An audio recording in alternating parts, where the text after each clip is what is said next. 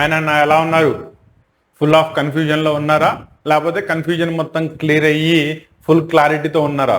ఒకవేళ కన్ఫ్యూజన్తో ఉన్నట్టయితే మీకు క్లారిటీ ఇస్తాను చూడండి. For all the first year, that is junior intermediate students, ఏపీలో మీకు ఇక నుంచి సప్లిమెంటరీ ఎగ్జామ్ అనే సిస్టమ్ లేదు. ఓకేనా? కాకపోతే అర్థం కావాలి కాబట్టే మీకు దీనిలో సప్లిమెంటరీ అని పెట్టాను తప్ప ఇక నుంచి మీకు సప్లిమెంటరీ ఎగ్జామ్ సిస్టమ్ లేదు. ఓన్లీ ఇంప్రూవ్మెంట్ ఎగ్జామ్ సిస్టమ్, అంటే బెటర్మెంట్ ఎగ్జామ్ మాత్రమే ఉంది. ఇది చాలా మేజర్ స్టెప్ అండ్ మంచి స్టెప్ కూడా. ఎందుకంటే ఒక సబ్జెక్ట్లో తక్కువ వచ్చినంత మాత్రాన మిమ్మల్ని ఫెయిల్ కింద కన్సిడర్ చేయాల్సిన అవసరం లేదు. You will be considered as a compartment student. And మంచి మార్క్స్ వచ్చిన కంపార్ట్మెంట్లో వచ్చిన మీరు తర్వాత మళ్ళీ ఆ సబ్జెక్ట్స్ని రాసి మీ మార్క్స్ని ఇంప్రూవ్ చేసుకునే ఛాన్స్ ఉంది. కాబట్టి ఫస్ట్ అటెంప్ట్ చేసేటప్పుడు maybe of the different reasons, they maybe the psychological reasons or maybe the physical reasons, దేనివల్ల అయినా మీకు సబ్జెక్ట్స్లో తక్కువ మార్క్స్ వస్తే మళ్ళీ మీకు ఒక ఛాన్స్ ఇవ్వబడుతుంది, సో దట్ మీరు మార్క్స్ని ఇంప్రూవ్ చేసుకోవడానికి. సో అది ఈ సంవత్సరం నుంచి AP board of intermediate completely implement చేసింది.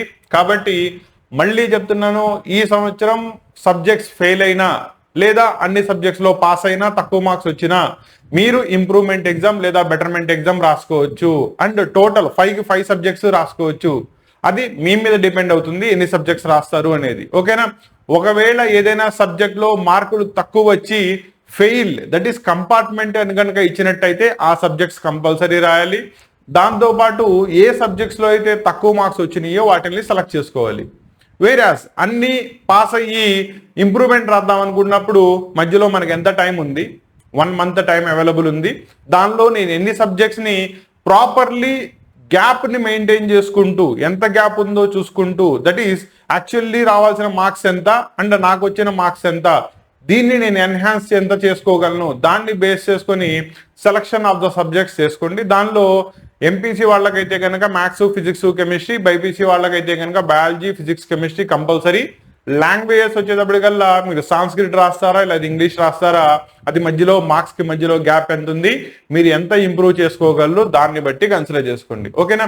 And as early as possible improvement exam దానికి ఫీ పేమెంట్ చేసేయండి. 600 మినిమం ఫీ ప్లస్ ఈచ్ సబ్జెక్ట్కి వచ్చేటప్పటికల్లా 160 రూపీస్ ఫీ పేమెంట్ చేయాలి. అది చేసేసి మీ ఎగ్జామ్స్ దానికి ఈ క్షణం నుంచే ప్రిపరేషన్ స్టార్ట్ చేసేయండి. అర్థమైందా?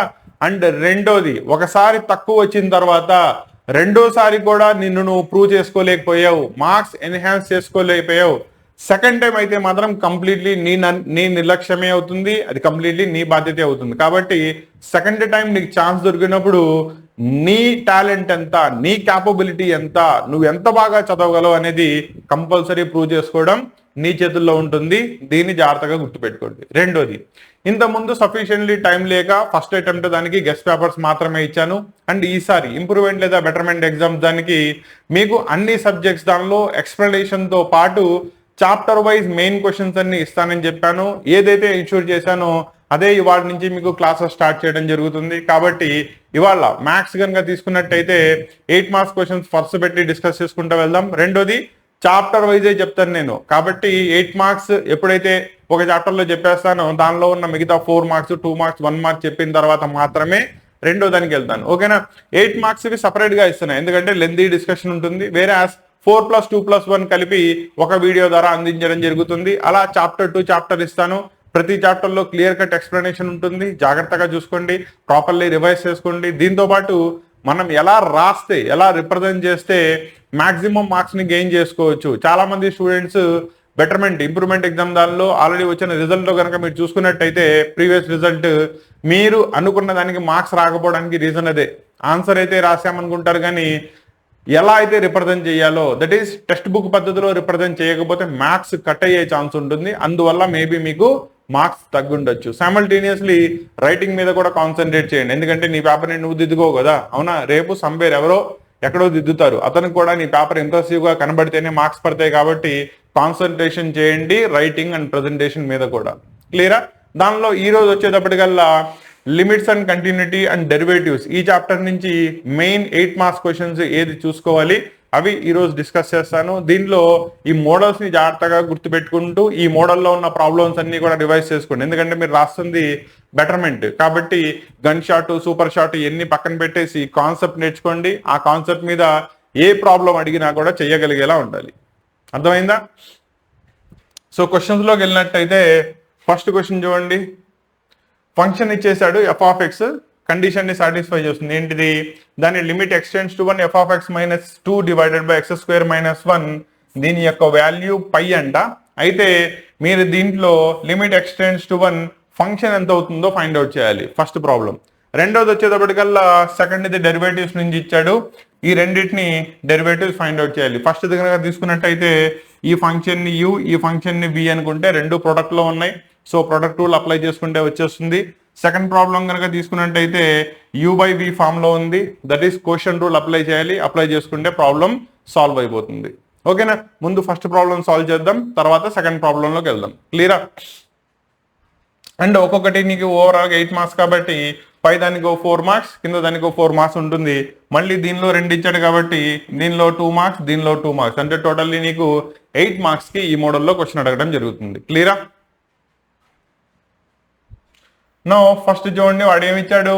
Limit x tends to 1 F of X minus 2 divided by X square minus 1 is equal to దాని వాల్యూ పై అంట. ఓకేనా? ముందు ఏం చేస్తారు? న్యూమరేటర్లో డినామినేటర్లో ఉన్న ఫంక్షన్స్కి లిమిట్ని ఎక్స్పాండ్ చేయండి. That is nothing but limit extends to 1 న్యూమరేటర్లో ఎక్స్ప్లెయిన్ చేస్తే F of X minus 2 divided by limit extends to 1 X square minus 1 is equal ఎంత ఉంది? పై. క్లారిటీ వచ్చిందా? మళ్ళీ న్యూమరేటర్లో చూసుకున్నట్టే రెండు ఫంక్షన్స్ ఉన్నాయి. ఫస్ట్ ఇది ఫంక్షన్, రెండోది కాన్స్టెంట్. కాన్స్టెంట్కి లిమిట్ అప్లై చేసినా కూడా అంతే ఉంటుంది, పాయింట్ లేదు. కాబట్టి దాన్ని ఎక్స్పాండ్ చేసినట్టయితే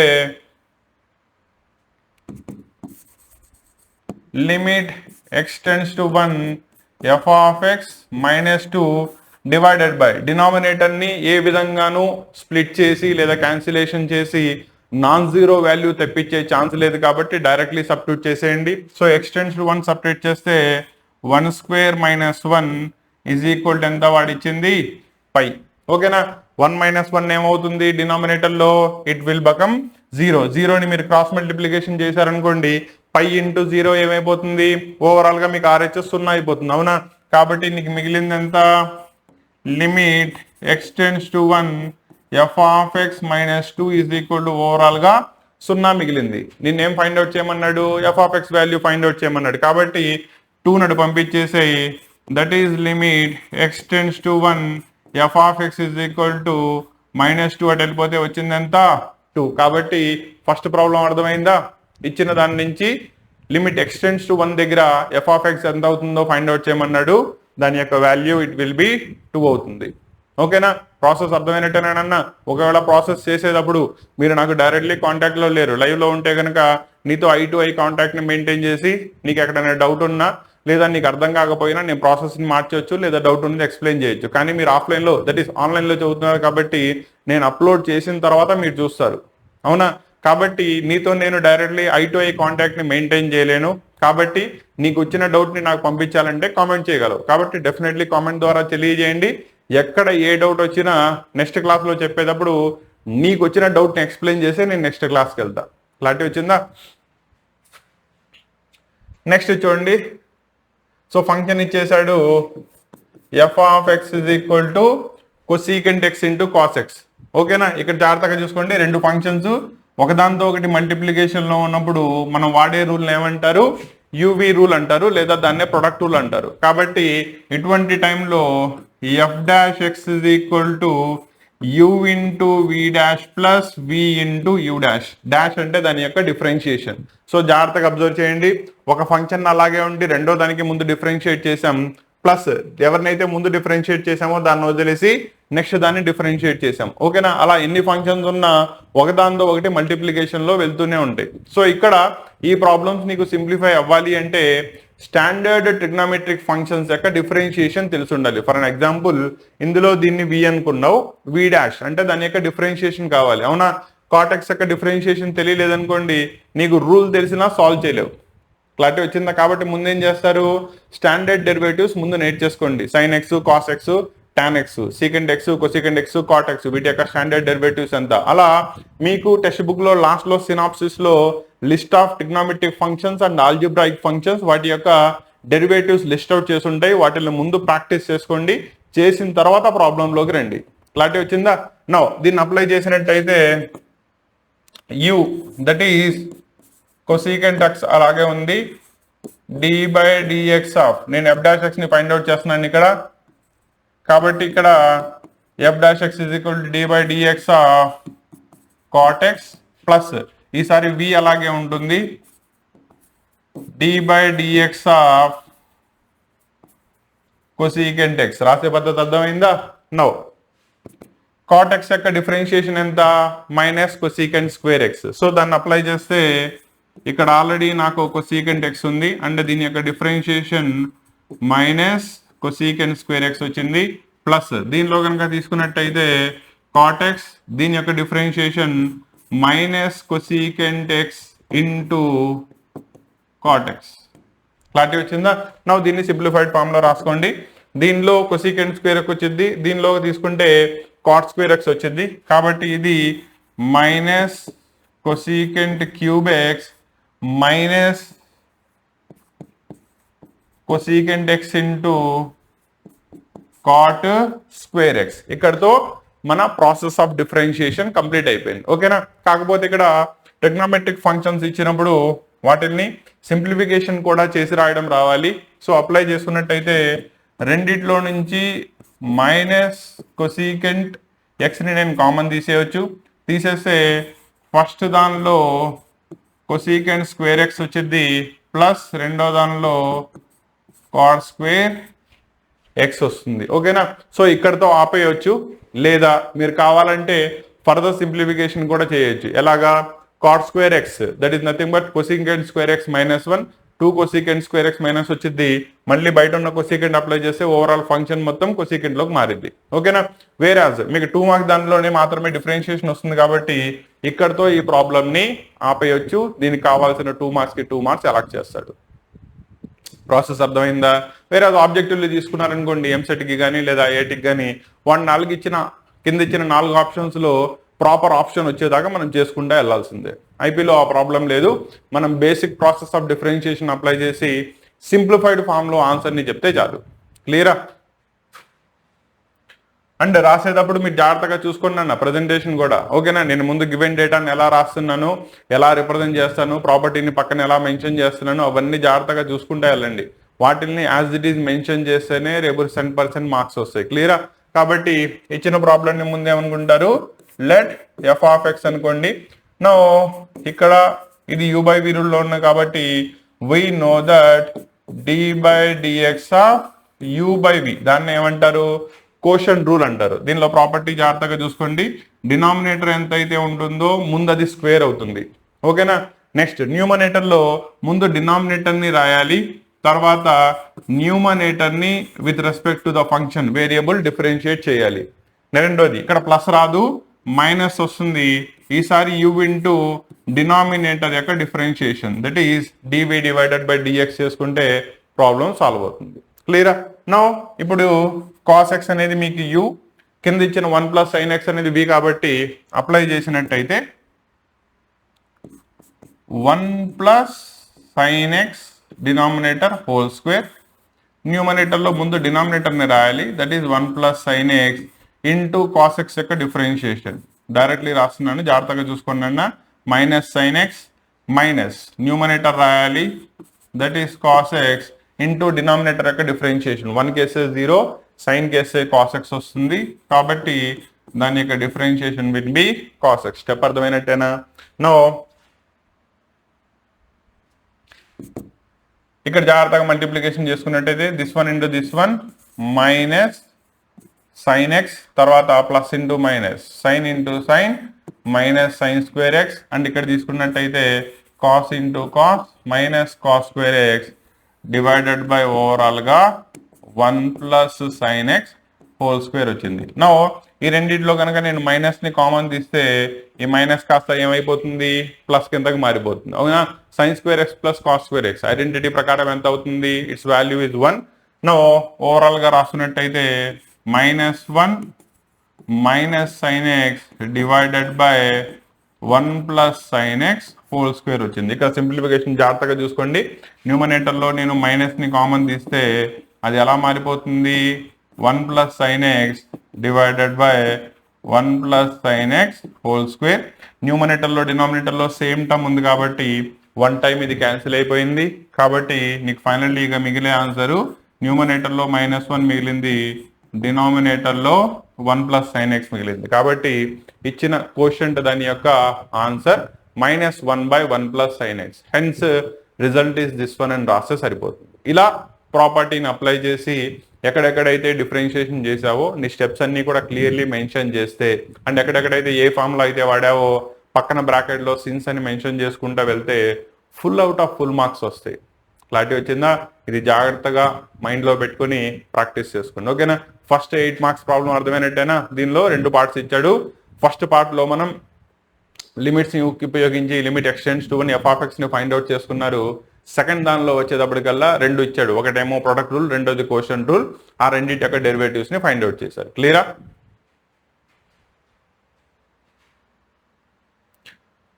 నన్ను మీకు ఆల్రెడీ చెప్పాను, మళ్ళీ చెప్తున్నాను. ఓకేనా? ప్రాబ్లమ్స్ని బట్టి పట్టమాకండి, కాన్సెప్ట్ నేర్చుకోండి. కాన్సెప్ట్ నేర్చుకుంటే ఆ మోడల్లో 100 ప్రాబ్లమ్స్ ఇచ్చినా నువ్వు ఈజీలీ చేయగలవు. ప్రాబ్లమ్ని బట్టి పట్టాడనుకోండి, అప్పుడు 100 ప్రాబ్లమ్స్ ఒకే మోడల్లో ఇచ్చినా నీకు అది 100 ప్రాబ్లమ్స్ లానే కనబడతాయి. ఓకేనా? ఇంటర్మీడియట్లోకి వచ్చాము, 10th క్లాస్ కంప్లీట్ చేసుకుని అంటే మనకు ఆ మెచ్యూరిటీ రావాలి. Learning of the concept is main. ఎందుకంటే intermediate first year second year అయిపోయిన తర్వాత రేపు ఇంజనీరింగ్ చేయడానికో, మెడిసిన్ చేయడానికో, ఐఐటి మెయిన్స్, అడ్వాన్స్ లాంటి ఎగ్జామ్స్, లేదా అట్లీస్ట్ ఎంసెట్ లాంటి ఎగ్జామ్స్, లేదా other universities like VIT, SRM conduct చేసే ఎగ్జామ్స్ ఇవి కానీ, లేదా మెడికల్ వైపు వెళ్దాం అనుకున్నా కూడా నీట్ వంటి ఎగ్జామ్స్ అటువంటి రాయాలంటే ప్రతి సంవత్సరం కాంపిటీషన్ లెవెల్ పెరుగుతానే పోతుంది. అవునా? ఒక్కొక్క దానిలో సపోజ్ మెయిన్స్ తీసుకుంటే 13 నుంచి 14 లక్షల మంది, నీట్ తీసుకుంటే 16 లక్షల మంది. ఓకేనా? లాంగ్ టర్మ్స్ చేసిన వాళ్ళు కూడా మళ్ళీ కాంపిటీషన్లోకి వస్తున్నారు. సో దీన్ని ఓవర్కమ్ చేసుకోవాలి అంటే ఎన్ని ప్రాబ్లమ్స్ ఒట్టి పడతావు? అవ్వదు కదా. కాబట్టి జాగ్రత్తగా కాన్సెప్ట్ని నేర్చుకోవడం అలవాటు చేసుకోండి. అర్థమైందా? ఆ కాన్సెప్ట్ నేర్చుకోకే మనకి ఫస్ట్ అటెంప్ట్ దానిలో ఇంటర్మీడియట్ ఎగ్జామ్స్లో స్కోర్ తక్కువ రావడం కానీ లేదా ఫెయిల్ అవడం కానీ జరిగింది. ఓకేనా? ఆ దెబ్బ నుంచి మనం నేర్చుకోవాల్సింది ఏంటి? ఇంకా ప్రాబ్లమ్స్ బట్టి పట్టకూడదు, కాన్సెప్ట్ని నేర్చుకోవాలి. అర్థమైందా? కాబట్టి దీన్ని జాగ్రత్తగా గుర్తుపెట్టుకుని ప్రాబ్లమ్ చేసుకుంటూ వెళ్ళండి. రెండోది, ఈ ప్రాబ్లం చూసినట్టయితే ఫస్ట్ దానిలో problem limit extends to f(x) is equal to f(a), that is X tends to a తీసుకుంటే f(a) ఫామ్లో ఉంది. దాన్ని ఏమంటారు? కండిషన్ ఆఫ్ కంటిన్యూటీ అంటారు. జాగ్రత్తగా చూసుకోండి. Limit extends to a f(x) is equal to direct substitution of f(a) కనుక అయినట్టయితే ఆ ఏ అనే పాయింట్ దగ్గర ఫంక్షన్ కంటిన్యూస్ అవుతుంది అని చెప్తాం. ఓకేనా? ఆ డెఫినేషన్ బేస్డ్ మీద ఫస్ట్ ప్రాబ్లం ఇచ్చాడు, అండ్ దాని నుంచి నువ్వు a, b వాల్యూస్ ఎంత అవుతాయో ఫైండ్ అవుట్ చేయాలి. క్లియరా? అంటే డైరెక్ట్లీ వాడే 1 దగ్గర కంటిన్యూటీ అవుతుంది అని చెప్పకుండా కండిషన్ ఇచ్చాడు. రెండో ప్రాబ్లం మళ్ళీ చూసుకున్నట్టయితే డెరివేటివ్స్ ఫైండ్ అవుట్ చేయాలి. ఫస్ట్ ఇది ఇందాక ఆల్రెడీ సాల్వ్ చేసింది, u/v రూల్లో ఉంది, అండ్ sin power nx. ఇది కొత్త ప్రాబ్లం, ఎలా సాల్వ్ చేయాలో చూద్దాం. అర్థమైందా? ముందు ఫస్ట్ ప్రాబ్లం చూడండి. నా ఫస్ట్ ప్రాబ్లం చూసుకున్నట్టయితే నా ఇది ఈజ్ ఈక్వల్ టు, కాబట్టి ఇక్కడ దీన్ని ఈజ్ ఈక్వల్ టు కింద కన్సిడర్ చేసుకోండి. ఫస్ట్ ఇది కనుక తీసుకున్నట్టయితే x<1 కనుక అనేటైతే ఇది దాని యొక్క లెఫ్ట్ హ్యాండ్ లిమిట్కి, greater than 1 అయినట్టయితే ఇది యొక్క రైట్ హ్యాండ్ లిమిట్కి సరిపోతుంది. వాడే చెప్పేశాడు లిమిట్ ఎగ్జిస్ట్ అవుతుంది అని. లిమిట్ ఎగ్జిస్ట్ అవ్వాలి అంటే దాని యొక్క left hand limit, right hand limit సమానం అవ్వాలి. ఓకేనా? అండ్ అవి రెండు దేనికి సమానమైనవి? 1కి సమానమైంది కాబట్టి ఫంక్షన్ కంటిన్యూస్ కూడా అయిపోతుంది. దాన్ని చెక్ చేద్దాం. ఓకేనా? ముందు ఫస్ట్ ఇది లెఫ్ట్ హ్యాండ్ లిమిట్ LHL కనుక తీసుకున్నట్టయితే లిమిట్ ఎక్స్టెండ్స్ టు 1 - f(x). ఇక్కడ జాగ్రత్తగా గుర్తుపెట్టుకోండి, 1 - doesn't mean that it is -1. ఓకేనా? నెత్తి మీద -1 రాశాను అంటే x అనే వేరియబుల్ 1ని రీచ్ అవుతుంది from the left hand side, అంటే లోయర్ వాల్యూస్ నుంచి వస్తుంది కాబట్టి దాన్ని లెఫ్ట్ హ్యాండ్ లిమిట్ అంటారు. కానీ మనం సబ్స్టిట్యూట్ చేసేటప్పుడు మాత్రం దాన్ని +1 కిందే తీసుకోవాలి. Is equal to limit extends to 1 - left అంటే లోయర్ వాల్యూ నుంచి ఎంత రావాలి? That is a + bx. దానిలో x టెండ్స్ టు 1 సబ్స్టిట్యూట్ చేసి ఇది ఎంత వస్తుంది? It is a plus b. క్లియరా? రెండోది right hand limit, that is limit x tends to 1 plus f of x by definition. So substitute చేస్తే limit x tends to 1 plus ఈసారి value greater దాన్ తీసుకోవాలి కాబట్టి ఎంత? b minus ax. So x value 1 substitute చేయండి, ఎంత వస్తుంది? b minus a. వాడు ఏమని చెప్తున్నాడు? దీని యొక్క లిమిట్ ఉంది కాబట్టి that is f of x is equal to 1 ఎంత అయితే అవుతుందో అదే దాని యొక్క లిమిట్ వాల్యూ అవుతుంది. అండ్ దాని వాల్యూ ఎంత తీసుకోవాలి? 4. కాబట్టి a plus b is equal to 4a అవుతుంది, b minus a is equal to also 4a అవుతుంది. సో ఇక్కడ దీనికి 1 అని పేరు ఇవ్వండి, దీనికి ఇక్కడ 2 అని పేరు ఇవ్వండి. అండ్ ఈ రెండింటిని ఉపయోగించి మనం ఏబి వాల్యూస్ ని ఫైండ్ అవుట్ చేయాలి. అలా ఫైండ్ అవుట్ చేస్తారు, సింపుల్ ఎలిమినేషన్ మెథడ్ యూస్ చేస్తే సాల్వ్ అయిపోతుంది. కాబట్టి a plus b is equal to 4. రెండో దాన్ని ఇలా రాసుకుంటా నేను, minus a plus b is equal to 4 అని రాసుకోవచ్చా? ఓకేనా? So solving 1 and 2 a cancel అయిపోతుంది. 2b ఈజ్ ఈక్వల్ టు 8 అయితే b వాల్యూ వచ్చేసింది. 8/2 అంటే ఎంత? 4. ఒక వాల్యూ వచ్చేసిందా? ఈ వాల్యూని తీసుకెళ్ళి ఆ రెండింటిలో ఏదో ఒక దానిలో సబ్స్టిట్యూట్ చేయండి, అల్టిమేట్లీ నీకు సెకండ్ వాల్యూ వచ్చేస్తుంది. కాబట్టి సబ్స్టిట్యూటింగ్ b వాల్యూ 1లో సబ్స్టిట్యూట్ చేద్దాం. ఓకేనా? a plus 4 is equal to 4 అటు పక్క వెళ్ళిపోతే 0 అయిపోతుంది. కాబట్టి a వాల్యూ ఎంత? 0. Therefore a is equal to 0, b is equal to 4 are the required values of a comma b. Process అర్థమైందా? దేన్ని యూస్ చేసి సాల్వ్ చేశారు? Basic definition of the limits. That is nothing but ఒక point దగ్గర limit exist అవ్వాలి అంటే దాని యొక్క లెఫ్ట్ హ్యాండ్ లిమిట్ ఎగ్జిస్ట్ అవ్వాలి, ఫైండ్ అవుట్ చేసాం. రైట్ హ్యాండ్ లిమిట్ ఎగ్జిస్ట్ అవ్వాలి, ఫైండ్ అవుట్ చేసాం. అండ్ అవి రెండు సమానం అవ్వాలి. ఓకేనా? And is equal to f of 1 అన్నాడు. దట్ ఈస్ ఆ 1 అనే పాయింట్ దగ్గర ఫంక్షన్ కంటిన్యూటీ కూడా అవుతుంది కాబట్టి ఈజ్ ఈక్వల్ టు 4 కంపేర్ చేసుకున్నారు. హెన్స్ మీకు a, b వాల్యూస్ వచ్చేసింది. క్లియరా?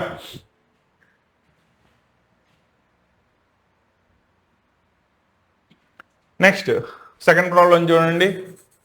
Let f of x is equal to ఏ ఫామ్ లో ఉంది? u బై v ఫామ్ లో ఉంది. ఏ రూల్ అప్లై చేయాలి? కోషన్ రూల్ అంటారు. అవునా? u బై v ఫామ్ లో ఉంటే u ఇంటూ v లో ఉంటే ప్రొడక్ట్ రూల్ అంటారు, u బై v లో ఉంటే కోషన్ రూల్ అంటారు. ఆల్రెడీ ఇందాక చేశాం కదా, డైరెక్ట్లీ మళ్ళీ ఫార్ములా రాయట్లేదు, మీకు డైరెక్ట్లీ చేస్తున్నాను. సో కోషన్ రూల్ అప్లై చేసుకున్నట్టయితే f dash x is equal to denominator గారు స్క్వేర్ అవ్వాలి, that is cos square x. Next denominator into numerator యొక్క డిఫరెన్షియేషన్. అవునా? సైన్ యొక్క డిఫరెన్షియేషన్ ఏమవుతుంది? cos x plus a. Next x కే 7 రాయక్కర్లేదు, minus sine x plus a into denominator cos x యొక్క differentiation వేస్తే ఇట్ ఈస్ cos x యొక్క differentiation minus sine x. ఓకేనా? న్యూమరేటర్ ని కొంచెం సింప్లిఫై చేయాలి కాబట్టి జాగ్రత్తగా చూసుకోండి.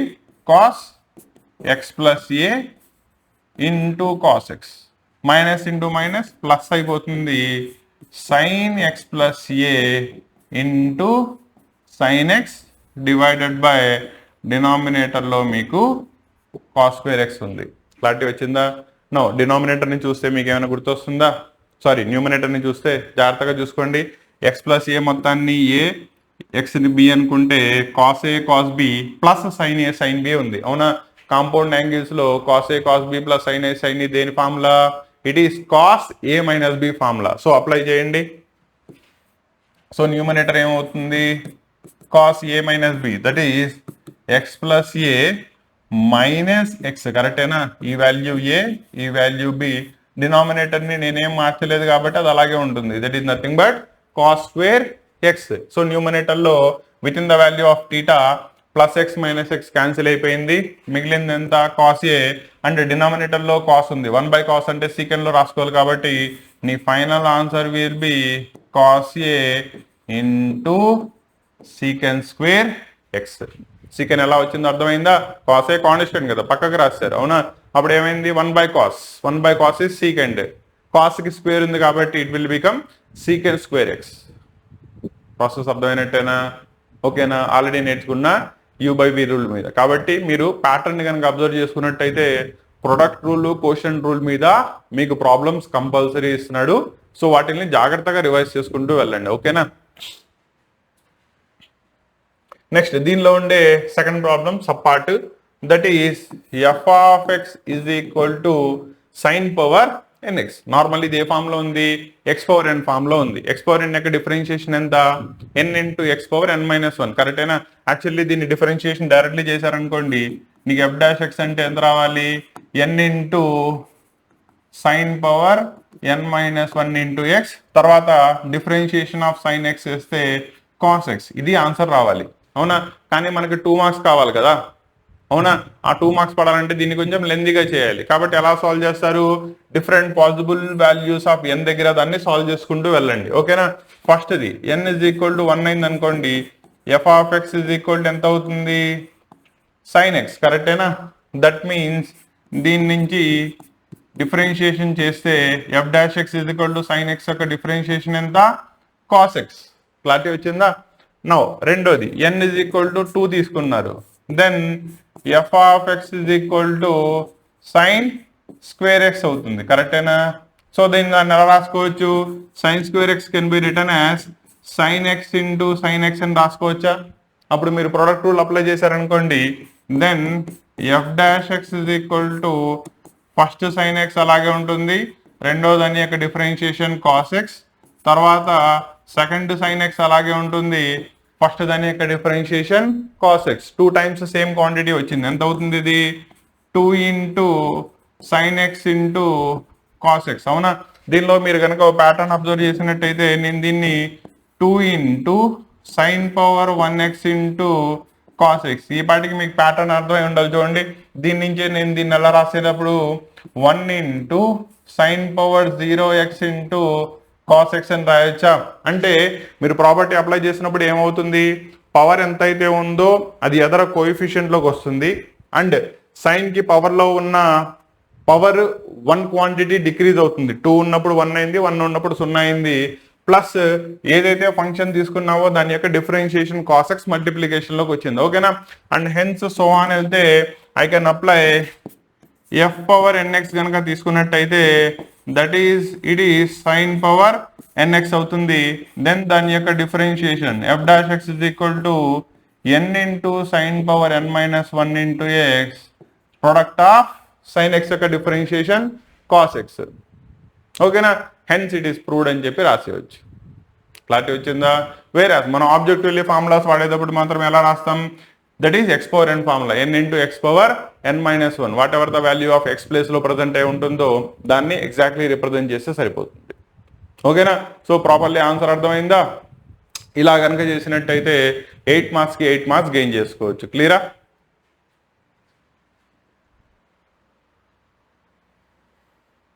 నెక్స్ట్ ప్రాబ్లం చూడండి, 8 మార్క్స్. దానిలో మళ్ళీ దీనిలో 2 పార్ట్స్ ఇచ్చాడు.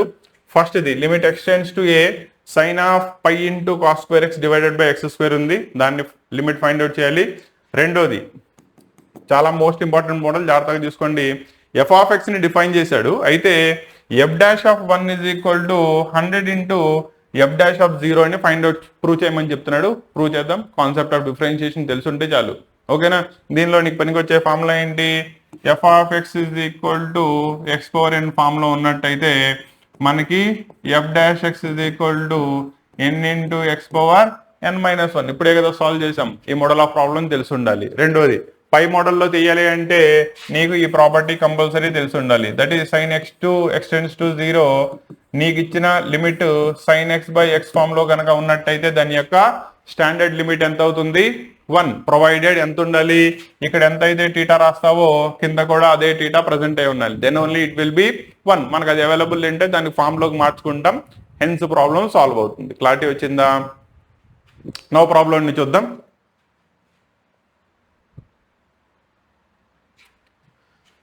ఓకేనా. నో ముందు ప్రాబ్లం ప్రాపర్టీలో లేదు కాబట్టి ముందు ప్రాబ్లం మొత్తాన్ని సైన్ లోకి మారుద్దాం. ఇక్కడ ముందు కాస్ స్క్వేర్ ఉంది, అవునా, దాన్ని జాగ్రత్తగా చూసుకోండి. కాస్ స్క్వేర్ ని మార్చాలి అంటే ముందు న్యూమరేటర్ ని డినామినేటర్ ని pi into cos square x లో మల్టిప్లై చేసుకోవాలి. ప్రాబ్లం వచ్చేటప్పటికల్లా కొంచెం లెంతీ ప్రాబ్లం అవుతుంది. సో దట్ నేను దీన్ని ఏం చేస్తున్నానంటే కాస్ ని సైన్ లోకి మార్చి రాస్తున్నా, జాగ్రత్తగా చూసుకోండి. X tends to 0 sin of pi into cos square x, I can write it as 1 minus sin square x divided by x square అలాగే ఉంది. క్లారిటీ వచ్చిందా? రెండోది లిమిట్ ఎక్స్ టెండ్స్ టు 0 ఇద్దరికి కనుక పైన అప్లై చేసినట్టయితే sin pi into 1 pi minus pi into sine square X divided by X square. ఏం చేశాను? ఈ పై బైనామియల్ మల్టిప్లికేషన్ ఇద్దరికి మల్టిప్లై అవుతుంది కాబట్టి దానికి అప్లై చేశా. ఇక్కడ దాకా స్టెప్స్ క్లారిటీ వచ్చినట్టేనా? ఇప్పుడు జాగ్రత్తగా ప్రాపర్టీ చూసుకోండి. ఇందులో నీకు ఏ ఫామ్ లో ఉంది? అది సైన్ పై అంటే 180 మైనస్ టీటా ఫామ్ లో ఉంది, అంతేనా? సైన్ 180 మైనస్ టీటా అంటే ఏమవుతుంది? Sine theta. రెండోది పై మైనస్ టీటా అంటే సెకండ్ క్వాడ్రంట్ లో ఉంటుంది. సెకండ్ క్వాడ్రంట్ లో సైన్ గారు పాజిటివ్ కాబట్టి నీకు వచ్చేది ప్లస్ సైన్ టీటా వస్తుంది, అవునా? సో అదే ప్రాపర్టీని అక్కడ అప్లై చేస్తే limit x tends to 0 sine of pi minus theta that is pi sine square X that is sine theta కింద మారిపోతుంది divided by X square. So numerator లో ఏదైతే కాస్టుల్లో ఇచ్చాడో ప్రాబ్లం, ముందు దాన్ని ఏం చేసావు? సైనుడ్లోకి మార్చుకున్నావు. ఎందుకు సార్ మీరు అంత కష్టపడి దాన్ని సైనుడ్లోకి మార్చాల్సి వచ్చింది? డైరెక్ట్లీ న్యూమరేటర్ డినామినేటర్ ని కాస్ట్ స్క్వేర్ కి చేసుకుంటే అవ్వదా? అవ్వదు. ఎందుకు చూపిస్తాను చూడండి. That is equal to limit x tends to 0 sine pi into sine square x. No theta ఎంత ఉందో అదే కావాలి కాబట్టి pi into sine square x ని డివైడ్ చేసా, pi into sine square x ని మల్టిప్లై చేసా, అక్కడ ఉన్న ఎక్స్ స్క్వేర్ ని ఇక్కడ రాసా. అలా రాలేదనుకోండి, కాస్ స్క్వేర్ లో ఎక్స్ స్క్వేర్ ప్లేస్ లో నువ్వు టెండ్స్ టు 0 అప్లై చేస్తే లిమిట్ వాల్యూ అన్డిఫైన్డ్ అయిపోతుంది, ఓకేనా? లిమిట్ వాల్యూ అన్డిఫైన్డ్ అవ్వదు కదా, కాబట్టి ఈ ప్రాసెస్ చేయాల్సి వస్తుంది. క్లారిటీ వచ్చిందా? దట్ ఈజ్ ఈక్వల్ టు, ఇప్పుడు జాగ్రత్తగా అప్లై చేయి. ఇక్కడ నుంచి ఇక్కడ దాకా స్టాండర్డ్ ఫామ్ లోకి వచ్చిందా? దీని వాల్యూ ఎంత అవుతుంది? 1. క్లియరా? దీనిలో కూడా ఏం చేస్తామంటే ఇక్కడ నుంచి ఇక్కడ దాకా వాల్యూ చూడు, దాని వాల్యూ ఎంత? స్టాండర్డ్ ఫామ్ లో 1. ఇంకా మీకు మిగిలిపోయింది ఎవరు? పై ఇంటూ ఈ క్వాంటిటీ 1, ఆ quantity 1. That is nothing but your answer is pi. Clarity వచ్చిందా? దట్ ఈస్ మీరు అప్లై చేసుకున్న సింపుల్ ప్రాపర్టీ. పక్కన రీజన్ లో మెన్షన్ చేయి ఏమని? Limit x tends to 0 sine X by X form లో ఉంటే దాని యొక్క స్టాండర్డ్ లిమిట్ 1 అవుతుంది కాబట్టి నేను దాన్ని అప్లై చేశాను. ఫుల్ మార్క్స్ పడిపోతాయి. క్లారిటీ వస్తుందనన్నా? నెక్స్ట్ దీనిలో సెకండ్ పార్ట్ చూద్దాం. ఎఫ్ ఆఫ్ ఎక్స్ ఇచ్చేసాడు. ప్రాబ్లం మొత్తంలో నీకు ఎఫ్ డాష్ ఎక్స్ ని ఫైండ్ అవుట్ చేయమన్నాడు కాబట్టి ప్రాపర్టీ జాగ్రత్తగా చూసుకో, అవునా? ఎక్కడెక్కడైతే వేరియబుల్ ఉందో అక్కడ నువ్వు ఎఫ్ డాష్ ఎక్స్ డిఫరెన్షియేషన్ చేయాలి with respect to x. X power N form లో ఉంది. ఎక్స్ పవర్ ఎన్ ఫామ్ యొక్క డిఫరెన్షియేషన్ ఎంత? ఎన్ ఇంటూ ఎక్స్ పవర్ ఎన్ మైనస్ 1, ఓకేనా? దాన్ని అప్లై చేస్తే 100 into X power 100 minus 1 that is 99 divided by 100. ఇది అర్థమైనట్టేనా? అలాగే రెండోది ఏమవుతుంది? 99 ఇంటూ ఎక్స్ పవర్ లో ఒకటి తగ్గుతుంది కాబట్టి 98 divided by 99 plus and so 1. దీనికి అప్లై చేస్తే 2 into X divided by 2 plus దీనికి వేస్తే 1 ప్లస్ కాన్స్టెంట్ వేస్తే it is 0. Differentiation of a constant ఎప్పుడు ఎంత అవుతుంది? 0 అయిపోతుంది, ఓకేనా? నౌ దీంట్లో ప్రతి దానిలో కూడా కోఎఫిషియంట్ నీకు వచ్చిన డినామినేటర్ క్యాన్సిల్ అయిపోయినాయి కదా. దట్ ఈస్ ఈక్వల్ టు మిగిలింది ఎంత? X power 99, X power 98, X power 97 plus and so on X plus 1 దాకా మిగిలింది. ఇక్కడ దాకా ఓకేనా? ఇది ఎవరి value? F dash X value. ఇక్కడ దాకా నీకు చేయడం వచ్చింది అంటే ప్రాబ్లం 70% అయిపోయినట్టే. ఇంకా 5% సబ్స్టిట్యూషన్ రావాలి అంతే. క్లియరా? నో ఇప్పుడు నువ్వు ప్రూవ్ చేయాల్సిన దాన్ని కనుక చూసుకున్నట్టయితే ఫస్ట్ది when X is equal to 1 అయినప్పుడు ఏమైంది?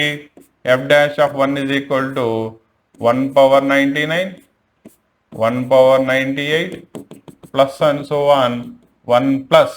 సో ఇక్కడ నుంచి ఇక్కడ దాకా తీసుకుంటే 99 టర్మ్స్ వస్తాయి ప్లస్ 1 అంటే ఎన్ని టైమ్స్ వచ్చింది? 1 అనేది 100 టైమ్స్. 100 టైమ్స్ పాటు 1ని యాడ్ చేస్తే నీకు ఎంత రావాలి? 100 రావాలి. ఇది ఓకేనా? రెండోది దీనిలోనే ఎక్స్ ఇస్ ఈక్వల్ టు 0 అయితే అన్నాడు. That is F dash of 0. ఎక్కడెక్కడైతే ఎక్స్లు ఉంటాయో మొత్తం అన్ని సున్నాలు అయిపోతాయి. లాస్ట్ లో నీకు మిగిలేదంతా 1 మిగులుతుంది. That is nothing but 1. ఓకేనా? ఇప్పుడు జాగ్రత్తగా చూడు, F dash of 1 is equal to నాకు వచ్చింది ఎంత 100. 100ని నేను ఇంటూ 1 రాసుకున్న 100 ఉండిద్దిగా. ఈ పాయింట్ అర్థమైందా? ఇప్పుడు 1 ఎందుకు రాశారు సార్ డౌట్. ఇప్పుడు చూడండి, ఆ 1 బదులు నేనేం సబ్స్టిట్యూట్ చేసుకోవచ్చు, ఎఫ్ డాష్ ఆఫ్ 0 రాసుకోవచ్చుగా. కాబట్టి this is 100 into F dash of 0. అదేగా మిమ్మల్ని ప్రూవ్ చేయమంది. క్లారిటీ వచ్చింది ఎందుకు రాశాను, హెన్స్ రిజల్ట్ ప్రూవ్ అయిపోయింది. క్లియరా? సో ఇక్కడ ప్రాపర్టీని యూజ్ చేసావు. ఏ ప్రాపర్టీని యూజ్ చేసావు? ఇక్కడ సబ్స్టిట్యూట్ చేసినప్పుడు ప్రాపర్టీ చెప్పాను కదా already, that is X power n యొక్క డిఫరెన్షియేషన్ ప్రాపర్టీ. పక్కన మెన్షన్ చేయండి, సరిపోతుంది. క్లియరా? సో ఇవి ఓవరాల్గా లిమిట్స్, కంటిన్యూటీ అండ్ డిఫరెన్షియబిలిటీని బేస్ చేసుకుని 8 మార్క్స్ దానిలో అడగగలిగే మోస్ట్ ప్రాబబుల్ క్వశ్చన్స్. ఓకేనా? మళ్ళీ చెప్తున్నా, ప్రాబ్లమ్స్ని బట్టి పట్టమాకండి, కాన్సెప్ట్ని జాగ్రత్తగా నేర్చుకోండి. కాన్సెప్ట్ నేర్చుకోవడంలో ఎక్కడైనా డౌట్ వస్తే కనుక డెఫినెట్లీ ఇన్ఫార్మ్ చేయండి త్రూ కామెంట్స్. క్లియరా? రెండోది, ఇటువంటి క్లాసెస్ నచ్చితే, ఓకేనా, నేను మీ దగ్గర నుంచి ఎటువంటి మనీ ఎక్స్పెక్ట్ చేయట్లేదు, అవునా? కాబట్టి ఇక్కడ ఎక్స్పెక్ట్ చేసేది ఓన్లీ థింగ్ ఏంటయ్యా అంటే, నా క్లాసెస్ నీ దాకా రీచ్ అవుతున్నాయి అనేది నాకు ఎలా తెలుస్తుంది? నువ్వు చేసే కామెంట్స్ని బట్టి, లేదా నువ్వు ఇచ్చే లైక్స్ని బట్టి. దాంతోపాటు నీతో పాటు మార్క్స్ తక్కువ వచ్చినా, లేదా సప్లిమెంటరీ లేదు కదా, కంపార్ట్మెంట్ పడి ఇంప్రూవ్మెంట్కి ప్రిపేర్ అవుతున్న స్టూడెంట్స్ ఎవరైతే ఉంటారో వాళ్ళకు కూడా సజెస్ట్ చేయి. ఓకేనా? ఏది క్లాసెస్ నచ్చితేనే. క్లాసెస్ నచ్చలేదు, నో ప్రాబ్లం, కంప్లీట్లీ అవాయిడ్ చేసేయి.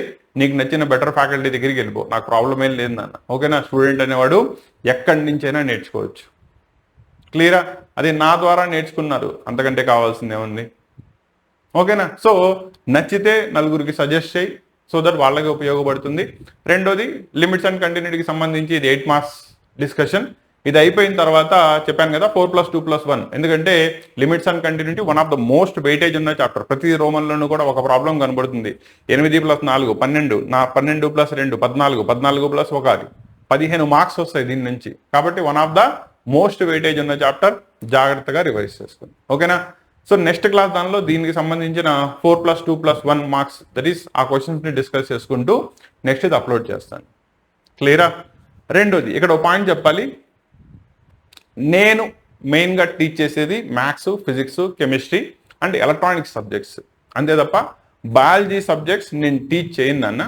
కాబట్టి బయాలజీకి సంబంధించిన క్వశ్చన్స్కి గెస్ట్ పేపర్స్ మాత్రమే అప్లోడ్ చేస్తాను. దానికి సంబంధించిన గెస్ట్ పేపర్స్ ఆల్రెడీ మన ఛానల్లో అవైలబుల్ ఉన్నాయి. కాబట్టి బయాలజీకి సంబంధించిన వాళ్ళకి గెస్ట్ పేపర్స్ చూసుకోండి. వేరాస్ మ్యాథ్స్, ఫిజిక్స్, కెమిస్ట్రీ వచ్చేటప్పటికల్లా కంప్లీట్ క్లాసెస్ యొక్క డిస్కషన్ చేస్తాను, జాగ్రత్తగా రివైజ్ చేసుకోండి. ఓకేనా? All the best. నెక్స్ట్ క్లాస్లో మళ్ళీ కలుస్తాను.